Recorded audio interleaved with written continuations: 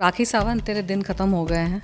अब ये जो गीदड़ भपकिया है ना, मैं तेरे को याद भी दिलाऊंगी कि तूने मेरे बारे में क्या क्या बातें बोली और तूने मुझे धमकियाँ भी दी है। You are a failure, you are a real failure in life. और मेरी हालत तेरे जैसे फटीचर भी नहीं है। घिसा पिटा वही चल रहा है। तनुश्री का नाम लो, तनुश्री को दो चार खरी खोटी सुनाओ, और तेरे जो वीडियोस आ रहे हैं ना जिसमें तू अनशन गलत गलत बातें बोल रही है, वो भी डिफेमेशन केस में जाएगा। मुझे सनातन से प्यार है, मुझे हिंदू धर्म से प्यार है। मैंने तेरी तरह हिंदू धर्म को लात मारकर दूसरा धर्म नहीं अपनाया है, ठीक है। मैं सभी धर्मों की इज्जत करती हूँ, लेकिन मेरे लिए मेरा सनातन मेरी जान से भी प्यारा है। मैंने ना चाबी अपनी लाइफ की तेरे को दी है, ना नाना पाटेकर को दी है, ना इस दुनिया में किसी को दी है। तू फेल्ड बॉलीवुड एक्ट्रेस है। क्यों? तूने एक भी मूवी राखी सावंत ने एज अ लीड नहीं करी। आदिल ने तेरे को भी लूटा है कि नहीं, उस पर ही मुझे डाउट है, क्योंकि लूटा उसको जाता है जिसके पास कुछ हो। तो तेरी जो फटीचर हालत पूरी दुनिया ने देखी है और पूरी मीडिया ने देखी है। तेरे तो 10 मिलियन फॉलोअर्स में मुझे लगता है कि 9.999 मिलियन फॉलोअर्स फेक ही हैं। राखी सावंत, तू थोड़ा अपने अंतरात्मा को खंगाल के देख। तेरे माइंड में मेरे को लेकर थोड़ी ऐसी वैसी फीलिंग्स आती है ना, जिसके पीछे पीछे तू भागती है, ठीक है, कि मुझे ले लो मुझे ले लो रियलिटी शो में, फिर भी नहीं लेते तेरे को, ठीक है। तू डेस्परेट है, you are desperate for work in Bollywood. I am not. Hi Tanushree ma'am, बहुत बहुत स्वागत है आपका टीवी मसाला में। एंड उस दिन पुलिस स्टेशन के बाहर हम मिले। जिस तरीके से आपने डिसाइड किया कि आप अब फाइनली राखी पर केस करेंगी, आगे जाएंगी आप अपने केस को लेकर, जिसके बाद राखी भी पुलिस स्टेशन पहुंची थी और उन्होंने कहा कि तनुश्री को अब मैं मज़ा चखाऊंगी, और तनुश्री जो चैलेंज कर रही है कि वो मुझे जेल भेजेगी, हम देखेंगे कि कौन जेल जाता है। इस बारे में क्या? उसको करने दो। ऐसा संविधान में कहीं भी नहीं लिखा हुआ है कि जो क्रिमिनल है विक्टिम को जेल भेजेगा। ऐसा होता ही नहीं है। और राखी सावंत, तेरे दिन ख़त्म हो गए हैं। अब ये जो गीदड़ भपकिया है ना, गीदड़ भपकी मतलब फालतू का ईगो दिखाना, फालतू की धमकियाँ देना और सामने वाले को इंटिमिडेट करने की कोशिश करना, तेरे इंटिमिडेशन से किसी को कोई फ़र्क नहीं पड़ता है। एविडेंसेस सारे तेरे ही अगेंस्ट है। तेरा तो कोई केस ही नहीं बनता, और ना ही तूने एफआईआर किया है, ना ही तूने कंप्लेंट दर्ज कराई है। तू 1000 कोशिश कर ले कंप्लेंट और एफआईआर दर्ज कराने की, तेरी कंप्लेंट और एफआईआर अब कोई नहीं लेगा, क्योंकि तेरे पास तथ्य ही नहीं है, मैटर ही नहीं है। और जो मेरा मैटर है ना, जिसकी वजह से तूने 2018 में माफ़ी भी मांग ली थी, तूने उसी लिए माफ़ी मांगी थी क्योंकि तुझे डर लग गया था कि मेरा जो डिफेमेशन केस होगा वो मैं जीतूंगी, और मेरा जो एफआईआर होगा उसके बेसिस पे तुझे आराम से जेल भेजा जा सकता है। और अभी तो सिर्फ मैं अकेली नहीं हूँ, और भी लोग हैं। सबके कंप्लेंट और सबके एफआईआर दर्ज हो चुके हैं, सबके कंप्लेंट्स। मैं तो लास्ट में आई हूँ, मैंने कंप्लेंट डाल दी है। अब देखते हैं। अब इसके जो गेम्स होते हैं ना राखी सावंत के, ये गेम्स है सिर्फ मीडिया में बोलने के लिए। मैं ये कर रही हूँ, मैं वो कर रही हूँ, मैं फलाना ढिमकाना। देखिए, मीडिया ट्रायल वॉर मुझे करना नहीं है, मुझे सिर्फ तुझे जेल भेजना है। और तू जेल जाएगी इस बार, क्योंकि तूने जो इतने क्राइम्स किए हैं ना लोगों के ऊपर, तूने अब्यूजिव लैंग्वेज तो तूने भर भर के यूज़ किए हैं 2018 के वीडियोस में, जो तूने प्रेस कॉन्फ्रेंसेस डाले। मैं तेरे को याद भी दिलाऊंगी कि तूने मेरे बारे में क्या क्या बातें बोली, और तूने मुझे धमकियाँ भी दी है, घर में घुस के मारूंगी तूने मेरे को बोला था। तो ये सारी चीज़ें हार्ड एविडेंस है against you. So don't give me that gas. देखते हैं कौन जेल जाएगा, देखते हैं कौन। ये तेरा ये जो ड्रामा है ना, ये इंटिमिडेशन का, ये भी मैं डालूंगी। I will put this also in my case. जो मेरी क्रिमिनल इंटिमिडेशन एंड हरासमेंट की तो धारा लग रही है ना, उसमें ये स्टेटमेंट भी राखी सावंत का जाएगा कि देखते हैं कौन जेल जाता है, राइट। तुम, संविधान ने किसी को हक नहीं दिया है कि किसी को जेल या इन सब चीज़ों को धमकियाँ देने को। तू आज भी मुझे धमकी दे रही है। और तेरे जो वीडियोज़ आ रहे हैं ना जिसमें तू अनशन गलत गलत बातें बोल रही है, वो भी डिफेमेशन केस में जाएगा। You are giving me material to win the case against you. Rakhi Sawant, खुद ही जब काल आता है ना, समझदार इंसान को चुप बैठ जाना चाहिए। तू आज भी चुप नहीं बैठ रही है। तेरे सारे वीडियोस, तू जो जो बोल रही है मेरे बारे में, every word is being recorded and every word is going in my case. तो खुद मुझे 2023 का मटेरियल दे रही है। तेरे पे और जो मैं केस डाल रही हूँ और जो कंप्लेंट मैंने की है, उन सारी चीज़ों में जीतने के लिए तू ही मटेरियल दे रही है। 2018 का तो है मेरे पास, अब 2023 का भी तू ही दे रही है. So keep giving me material, keep saying defamatory statements about me, keep saying lies and defamatory statements. Defamatory statements तब डेफेमेटरी होते हैं जब उसमें झूठ होता है, क्योंकि उस झूठ को प्रूफ करना बहुत आसान हो जाता है. तूने जो बोला है ना कि यूएस में इसका कुछ हो नहीं रहा है या समथिंग, मैं उसका प्रूफ तो ऐसे खड़ा कर दूंगी कि मैंने कितनी बड़ी जॉब छोड़ के मैं इंडिया वापस आई हूँ, because I love my country. मुझे सनातन से प्यार है, मुझे हिंदू धर्म से प्यार है. मैंने तेरी तरह हिंदू धर्म को लात मारकर दूसरा धर्म नहीं अपनाया है, ठीक है. मैं सभी धर्मों की इज्जत करती हूँ, लेकिन मेरे लिए मेरा सनातन मेरी जान से भी प्यारा है. तो तूने जो भी झूठ बोले हैं मेरे बारे में कि यूएस में ये वो, मैं ऐसे खड़ा कर दूंगी लोगों को कि मैं क्या जॉब छोड़ के आई हूँ, कितनी हाई प्रोफाइल मेरी जॉब थी और कितनी प्रेस्टिजियस और हाई सैलरी की मुझे जॉब मिल रही थी. मैं रिक्रूटमेंट कंपनी वाले को सामने खड़ा कर दूंगी, और जिसने मेरे को जॉब की ट्रेनिंग दे रहा था उसको मैं खड़ा कर दूंगी. तो तेरा लाइज वहाँ पे झूठ हो जाएगा. मेरे पास वो भी प्रूफ है. यूएस में मेरे क्या क्या काम हो रहे हैं, अभी भी मुझे यूएस से मैसेजेस और कॉल्स आते हैं, इवेंट्स, सेलिब्रिटी इवेंट्स, क्योंकि मैं वो सेलिब्रिटी इवेंट्स भी करती थी वहाँ पे. मैं उन सारे बंदों को सामने लेके आऊँगी, मैसेजेस है, सब कुछ है मेरे पास. तो तू झूठ बोलना बंद कर, क्योंकि ये भी मेरे डिफेमेशन केस में जाएगा, ठीक है. वो सारे लोग मेरे विटनेस बन जाएंगे. This will go. Second thing, तूने क्या बोला, बॉलीवुड में मुझे काम नहीं मिलता. ये तो तेरा हस्बैंड आदिल खान दुरानी मेरा विटनेस बन जाएगा, क्योंकि कुछ दिन पहले किसी ने कोई बात छेड़ी थी किसी क्या वेब सीरीज़ की. किसी ने आदिल से पूछा था, क्योंकि अभी हम साथ में इंटरव्यूज़ दे रहे हैं, तो मेरा तो कांटेक्ट सबके पास होता नहीं है, तो लोग ढूंढते रहते हैं कि किस तरह से तनुश्री से कांटेक्ट करें. मैं यूएस चली गई थी बीच में, यहाँ पे भी बहुत अलग रहती हूँ मैं, हमेशा मीडिया में आती नहीं हूँ. तो किसी ने उससे पूछा अमेज़ॉन वेब सीरीज़ के बारे में, तो मैं आदिल को ही सामने खड़ा कर दूंगी कि आदिल तुम ही बता दो कि मेरा रिस्पॉन्स क्या था जब मुझे ऑफ़र आया, ठीक है. और ऐसे मैं 10 लोगों को खड़ा कर सकती हूँ जिन्होंने या फिर मेरे साथ पिक्चर साइन करके बैठे हैं या फिर ऑफ़र दे के बैठे हैं. रियलिटी शोज़ वालों को खड़ा कर दूंगी जिसके पीछे पीछे तू भागती है, ठीक है, कि मुझे ले लो रियलिटी शो में, फिर भी नहीं लेते तेरे को, ठीक है. तू डेस्परेट है, you are desperate for work in Bollywood. I am not. You know why I am not, क्योंकि मेरे पास सामने से आता है. मुझे मांगना आज तक नहीं पड़ा है, और मुझे मांगने की ज़रूरत भी नहीं है. मैं इज़्ज़त से काम करती हूँ. जो मेरे पास आते हैं काम लेकर, प्यार से, इज़्ज़त से मैं उनके साथ काम करती हूँ. मुझे इस काम के पैसे भी मिलते हैं. I am very reasonable with my behaviour, with everything. तो ये सारी चीज़ें ना तेरी झूठ में ऐसे प्रूव कर सकती हूँ, और तेरे सारे झूठ ये सारा डिफेमेशन में जाएगा. तो तू तो सांस भी अभी मेरे अगेंस्ट मत ले, ठीक है. एक शब्द भी बोलेगी ना तो मेरा डिफेमेशन हो जाएगा. Every word you speak, I am watching it and I am recording it. तो तू क्या बोल रही है 2018 का नहीं, तू तो 2023 का material you are giving me for defamation. तू ही दे रही है मेरे को मटीरियल क्रिमिनल एफआईआर डालने के लिए और डिफेमेशन डालने के लिए. तो तू देती जा. तू प्रेस कॉन्फ्रेंसेस में मेरे बारे में, तेरे को मन में जो आए बोलती जा, क्योंकि ये सारा जाएगा. 2 सेपरेट मोटे मोटे फाइल जाएंगे, एक 2018 का और एक 2023 का. So that is where my case becomes very very relevant.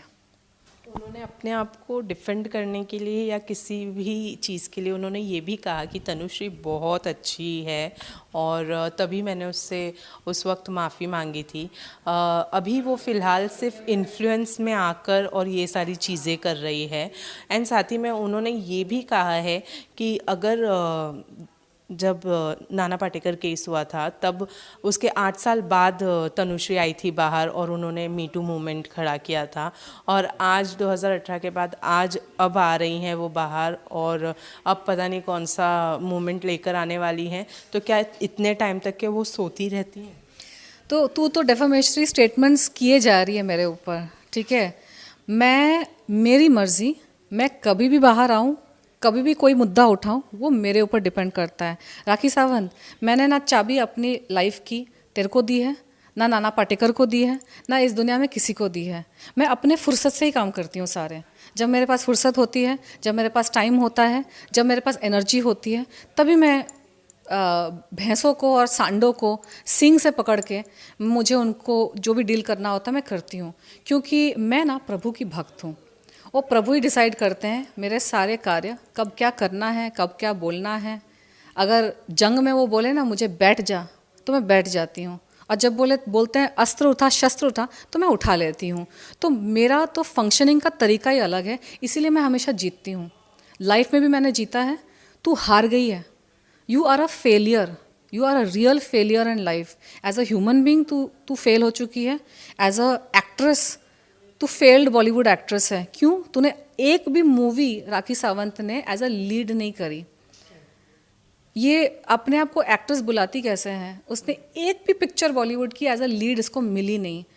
तो इतनी जो एक्टिंग और ड्रामा और इतना रोना धोना और ये सब जो ऑफ स्क्रीन करती ना मीडिया के सामने, दूसरों पे एलिगेशंस लगाते वक्त, आदिल को जेल भेजते वक्त, तो हमने सारा उसका एक्टिंग और ड्रामा देखा। यही सारी चीज़ें तूने अगर ऑडिशन में और स्क्रीन पे करी होती ना, तो आज तेरा करियर होता।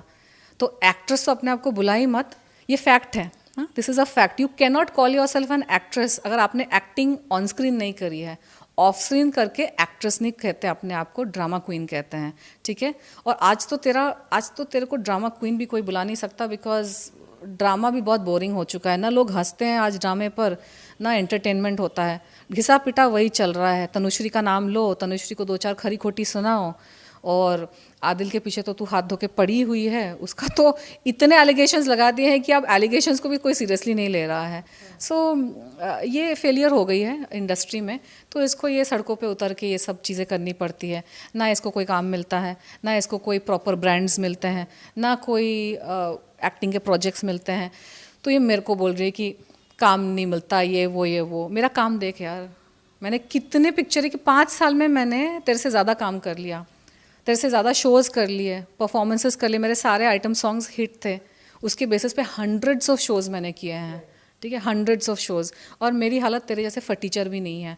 मैं 5 सालों में ना काम वाम करके मैंने सब अपना अच्छा से सेट कर लिया है। अब मैं अगर काम ना भी करूँ ना, तो मुझे फ़र्क नहीं पड़ेगा। हाँ, लेकिन जनता को बहुत फ़र्क पड़ेगा। जनता चाहती है कि मैं कम बैक करूँ, जनता चाहती है कि मैं काम करूँ, जनता चाहती है कि मैं मीडिया में रहूँ। मुझे तो काफ़ी वक्त लग गया डिसाइड भी करने में, मीडिया के सामने आकर इस मुद्दे को उठाने में। इंसानियत के लिए मैं आई हूँ, तो मुझ में कोई भूख नहीं है कि मैं हमेशा मीडिया में दिखूं, हमेशा अपनी बात रखूं। बहुत आसान होता है लोगों को बुलाना और उनसे बात करना। तो तू भूखी है मीडिया की अटेंशन की, पब्लिसिटी की, क्योंकि तुझे काम नहीं है। वरना तेरे पास काम होता तो शूटिंग सेट पे शूटिंग कर रही होती। और दूसरा बायोपिक, हम पिछले 10-15 साल से हर 6 महीने में राखी सावंत की बायोपिक के बारे में सुनते हैं। आज तक वो बायोपिक बनी नहीं है, ठीक है। तो if that biopic gets made, it will be purely and work of fiction, you know, fiction मतलब जिसमें कुछ सच नहीं है। और मुझे नहीं लगता कि वो बायोपिक बनने भी वाली है, क्योंकि 6 महीने पहले भी वही उड़ती उड़ती खबरें आई थी, बायोपिक खाना फलाना ढिमकाना। तो स्टेटमेंट्स मत दे। तू कुछ भी करेगी अब ना, मेरा नाम भी लेगी, कुछ भी करेगी, मेरा डिफेमेशन हो जाएगा। और अब वो उस केस में जाने वाला है। और जितना वक्त जाएगा, उस 1000 करोड़ में मैं 200-200 करोड़ ऐड करती रहूँगी। हर एक तेरा प्रेस कॉन्फ्रेंस के बाद मैं 1000 करोड़ से 1200 करोड़ कर दूंगी, फिर 1400 करोड़, फिर 1600 करोड़, 2000 करोड़। तेरा दिमाग घूम जाएगा सच में। तो मत कर, मत भिड़ मेरे साथ। मैं फुर्सत में हूँ अभी। 2018 की बात अलग थी, बहुत प्रेशर था मुझ पे, बहुत कुछ चल रहा था, और यू नो अमेरिका भी वापस जाना था, बहुत सारी काम था, बहुत सारी चीज़ें थी। मेरे पास अभी इतनी फुर्सत है ना कि मैं सब कुछ, काम, इंटरव्यू, सब कुछ, मैं मल्टीटास्कर बन गई हूँ। तेरे को भी मैं डील करूँगी, बाकी सारी चीज़ें डील करूँगी। मेरे से मत भिड़ आज की डेट में। सरेंडर कर दे, माफ़ी मांग ले, फिर से माफ़ी मांग, जेन्युइनली माफ़ी मांगना इस बार। राजश्री ने आपको कोई पैकेज दिया है, ऐसा कहा है राखी सावंत ने कि ताकि आप यहाँ आके बोल सके? तो देखिए, राजश्री अपना पार्लर चलाती है, ठीक है, और मैं एक सेलिब्रिटी हूँ। बॉम्बे की जितनी सेलिब्रिटीज़ हैं, उनका किसी ना किसी पार्लर, किसी ना किसी मेकअप स्टूडियो, कहीं ना कहीं कोई ना कोई कोलैबोरेशन या पैकेज चल रहा है। उसका इस मुद्दे से कोई कनेक्शन नहीं है। मैं ये भी मैं ना एक्सेप्ट कर रही हूँ, ना डिनाई कर रही हूँ कि राजश्री के पैकेज, या पैकेज क्या होता है, कोलैबोरेशन डील होती है, ठीक है। तो नन ऑफ हर बिजनेस। तू 50 जगह कोलैबोरेशन कर सकती है, मैं नहीं कर सकती कोलैबोरेशन। हाँ, मेरे कोलैबोरेशन से तेरे को दिक्कत, तो बात को घुमा मत। राजश्री ने पैकेज दिया है, नहीं दिया है, मैंने पैकेज लिया है, नहीं लिया है, उससे तेरा कोई कनेक्शन नहीं है। अगर मेरा राजश्री के साथ कोई कोलैबोरेशन 2 साल से 3 साल से चल भी रहा है, तो उसको इस मुद्दे में मत ला। मैं जितनी जगह मेरे कोलैबोरेशन के लिए लोग मुझे अप्रोच करेंगे, इंस्टाग्राम कोलैबोरेशन, मेरा एटलीस्ट फॉलोअर्स जेन्युइन है। तेरे तो 10 मिलियन फॉलोअर्स में मुझे लगता है कि 9.999 मिलियन फॉलोअर्स फेक ही हैं, क्योंकि तेरे जो पोस्ट होते हैं ना उस पर लाइक्स कितने आते हैं, 2000, 1500, 800। जिसके 10 मिलियन फॉलोअर्स हैं उनके पोस्ट पर 500, 700, 800, 1000 लाइक्स नहीं होते हैं, उनके भी मिलियंस में लाइक्स होते हैं। तो वहीं प्रूव हो जाता है कि तेरे सारे फॉलोअर्स भी फेक हैं, और इसको तो प्रूव करना भी बहुत आसान है। तो मेरे जो फॉलोअर्स हैं जितने भी हैं थोड़े बहुत जेन्युइन हैं। तो मुझे तो बहुत कोलैबोरेशंस मिलते हैं, ब्रांड्स के, पार्लर्स के, ब्यूटी जो भी रिलेटेड चीज़ों के, क्लोथ्स, दिस दैट। तो ये मेरी मर्ज़ी है और ब्रांड और ओनर्स की मर्ज़ी है मेरे साथ कोलैबोरेशन करे या कुछ भी करे। तो नन ऑफ योर बिजनेस, ना मैं एक्सेप्ट कर रही हूँ ना मैं डिनाई कर रही हूँ। पैकेज है क्या है, पैकेज कोई पैकेज देता है क्या मीडिया के सामने आके बोलने के लिए? ऐसा नहीं होता है, कुछ भी बात घुमा रही है। Are you fighting for yourself और आप आदिल के लिए खड़ी हैं? I am fighting for myself, I am fighting for myself. Adil का मुद्दा अलग है, मेरी सहानुभूति उसके साथ चली गई, क्योंकि उसके साथ जो हुआ मैंने देखा, और सबको पता है राखी झूठ बोलती है, सबको पता राखी एक नंबर की झूठी है। मुंबई सेलिब्रिटी वर्ल्ड में एक अगर इंसान कोई है जो झूठ बोलते थकता नहीं है, वो राखी सावंत है। आप उसके 10 वीडियोस एक के बाद एक सुन लो ना, तो अपने ही झूठ को वो कॉन्ट्रडिक्ट कर देती है। एक वीडियो में कुछ बोलेगी, दूसरी वीडियो में उसका ही उल्टा कुछ बोलेगी। तो तेरी बातों पे ना तूने क्रेडिबिलिटी खो दी है। She has lost all credibility in Bollywood, इसलिए बॉलीवुड में कोई उसके साथ काम नहीं कर रहा है, कोई उसके साथ भी नहीं खड़ा होना चाहता, क्योंकि जो इज्जत वाले लोग हैं, ब्रांडेड लोग हैं जो काम कर रहे हैं, वो अब इसकी चीज़ों में इन्वॉल्व नहीं होना चाहते हैं। इसके वो टैटू पार्लर के साथ जो फ्रॉड का मामला सामने आया है, प्लस इतने हस्बैंड्स के साथ जो भी उसने किया, प्लस और भी जितनी चीज़ें बाहर निकल के आ रही हैं ना, बॉलीवुड के जो लोग हैं जो काम कर रहे हैं वो अब इसके साथ जुड़ना नहीं चाहते हैं, काम भी नहीं करना चाहते। क्या पता किसके ऊपर रेप का एलिगेशन लगा दें, कल को किसी हीरो के साथ काम करेगी, किसी प्रोड्यूसर के साथ काम करेगी। तेरे वो बायोपिक वाले, उनको तो मैं थोड़ा ज्ञान देना चाहती हूँ, बड़ी बहन समझ के ये ज्ञान ले लो। आज तुम मीडिया में बैठ के उसके साथ फोटो खिंचवा रहे हो, बायोपिक की बात कर रहे हो, कल को तुमको भी आदिल खान दुरानी की जैसे रेप एलिगेशन 50 धाराएं लगा देगी। तो ये सब सुन के बॉलीवुड के जो समझदार लोग हैं ना, वो किनारे ही हो गए हैं। तो ये क्या मेरे को मेरे काम के ऊपर क्वेश्चन लगा रही है। जिन जिन रियलिटी शोज़ में जाने के लिए इतनी डेस्परेट रहती है, उन रियलिटी शोज़ को मैं हर साल मना करती हूँ। और मुझे ना ढिंडोरा पीटने की आदत नहीं है। आज राखी ऐसे एलिगेशंस लगा रही है मुझ पे, तो इसलिए मैं सफाई दे रही हूँ, वरना मुझे ज़रूरत ही नहीं है। मैं काम मना भी करती हूँ ना, तो मैं 4 लोगों को बताती नहीं हूँ। क्यों? रिलेशंस मेंटेन करने के लिए। आपके लाइफ का काम क्या माहौल है, मैं आध्यात्मिक में जुड़ी हूँ, वो कोई बात नहीं है। मैं काम भी लेती हूँ, इवेंट्स, शोज़, अपीयरेंसेस वगैरह करती हूँ, ब्रांड्स का काम लेती हूँ, फिल्मों का मैं देख समझ के ले रही हूँ। मुझे राखी सावंत के लेवल का काम तो नहीं करना है ना। मैं जिस लेवल की एक्ट्रेस हूँ, जो भी मेरा लेवल था, ठीक है, मैं बहुत ज़्यादा अपनी ये नहीं कर रही हूँ। तो मुझे थोड़ा कुछ सोच समझ के इतने साल बाद वापस आ रही, कुछ अच्छा करना है, तो उसके लिए भी इंसान थोड़ा इंतज़ार करता है। मुझे किसी चीज़ की घाई नहीं है लाइफ में। मुझे कभी लाइफ में किसी पर्सनल लाइफ, प्रोफेशनल लाइफ, मैं इत्मीनान से सब कुछ करती हूँ और सही टाइम पे मेरा सब अच्छा होता है। तो ये बात तेरे समझ में नहीं आएगी, क्योंकि तेरी बुद्धि मतलब उतनी नहीं है। तो मत तू अपना दिमाग लड़ा। और आजकल तो मैं ऑफेंस भी नहीं लेती हूँ लोगों की बातों का, क्योंकि 2018 में वो मेरा चला गया कि किसी की बातों को लेकर मैं दिल में लाके बैठ जाऊंगी। तो अगर करनी है तो अच्छी बातें कर, वो शायद सुन लूँगी, और गलत बातें जो करेगी ना, सारे मेरे केस में जाएगा, वो केस फाइल में जाने वाला है तेरी सारी बातें। वो चाहती हैं कि आदिल आपको लूटे, बद्दुआ दिया है उन्होंने कि आदिल लूटे और आपको रियलाइज हो, आप सड़क पर आ जाएं। एक तो पहली बात ये कि मेरे ऊपर, बाप रे, तेरी ना दुआ कबूल होगी ना तेरी बद्दुआ कबूल होगी। अब सुन मेरी बात। एक तो मुझ पर भगवान विष्णु की बड़ी कृपा है, ठीक है। सड़क पे तो मैं किसी जीवन में नहीं आने वाली, पॉसिबल ही नहीं है वो, ह्यूमनली नॉट पॉसिबल, यूनिवर्स ही नहीं होने देगा। दूसरी बात ये कि मेरे में इतनी तो इंटेलिजेंस है, और मैं सारी चीज़ें ना अपने माँ बाप से कंसल्ट करके, फैमिली से कंसल्ट करके, 2-4 एडवाइज़र से कंसल्ट करके, मैं घाई में कुछ नहीं करती। तीसरी चीज़, आदिल को मुझे लूटने की कोई इंटरेस्ट नहीं है। और हम यहाँ पे एक मुद्दा लेके आए हैं, वो कुछ भी वो बोल रही है, तो आदिल ने तेरे को भी लूटा है कि नहीं, उस पर ही मुझे डाउट है। क्योंकि लूटा उसको जाता है जिसके पास कुछ हो। तो तेरी जो फटीचर हालत पूरी दुनिया ने देखी है और पूरी मीडिया ने देखी है, तो कौन लूटेगा, क्या लूटेगा, खैर तू करती रह बकवास, बद्दुआ, तेरी बद्दुआ का कोई असर नहीं होने वाला है। और मैं ना अपनी ज़बान ख़राब नहीं करूँगी तेरे को बद्दुआ दे के। मैं तो ये दुआ इनफैक्ट मांगती हूँ भगवान से कि तेरे में थोड़ी अक्ल आ जाए, क्योंकि तू जिस ट्रेजेक्टरी में जा रही है ना, तेरी जो रही सही इज्जत थी ना, तूने वो भी खो दी। पूरी राम कहानी ख़त्म हो गई, पूरी राम कहानी ख़त्म हो गई। क्योंकि वो मानती है वो सीधी सादी है। ये बहुत बड़ा डिल्यूजन है। वो तो ये भी मानती थी कि मैं उसके साथ लिव इन रिलेशनशिप में थी, तो उसके मानने से सत्य नहीं हो जाता। राखी सावंत, तू थोड़ा अपने अंतरात्मा को खंगाल के देख, तेरे माइंड में मेरे को लेकर थोड़ी ऐसी वैसी फीलिंग्स आती है ना, मतलब इसीलिए तेरी 5 शादियां वर्कआउट नहीं हुई शायद, क्योंकि तनुश्री दत्ता तेरे दिल की और तेरे तेरे ख्यालों में मैं हीरोइन बन के बैठी हूँ। तूने तो मुझे ही हीरोइन बना दिया अपनी लाइफ की स्टोरी का, इसीलिए तेरे शायद 5 शादियां वर्कआउट नहीं हुई। तू थोड़ा अब ना मर्दों पे ध्यान दे, ठीक है? तू थोड़ा मतलब पिंड छोड़ मेरा, हाथ धो के पड़ी हुई है मेरे पीछे 2008 से। जब से मैं इंडस्ट्री में आई हूँ ना, तो कुछ तो लड़के पीछे पड़ जाते हैं, तो आदमियों से पिंड छुड़ाओ तो ये राखी सावंत पीछे पड़ जाती है। अब करे तो इंसान क्या करे, अब भगवान ने बनाया ही मुझे ऐसा है, क्या करे, सब लोग पीछे पड़ जाते हैं। तो तू थोड़ा मत कम सोचा कर मेरे बारे में। तू you are getting too obsessed with me.